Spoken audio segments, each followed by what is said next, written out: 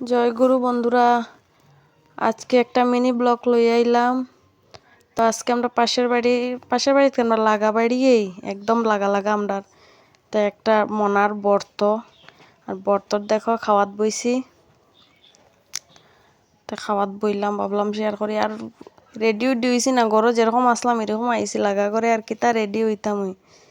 আর এমন কেউ নাই, আমরা ঘরের মানুষ, এই আশেপাশের মানুষ সবেই এইরকমই খাওয়া দাওয়া করি। আর খাওয়ার ডাইল আছে, বড়া আছে, আর বাঁধাকপি শাক, মাংস, মাছ আর টক। গরিব মানুষ যেরকম পারছে এরকম করছে, তো ভাবলাম তোমরা লগে শেয়ার করি। দেখো খাওয়া দাওয়া আমার মোটামুটি কমপ্লিট। তোমরা লগে কথা কইতে তো মিনি ব্লগ দেখিও তোমরা।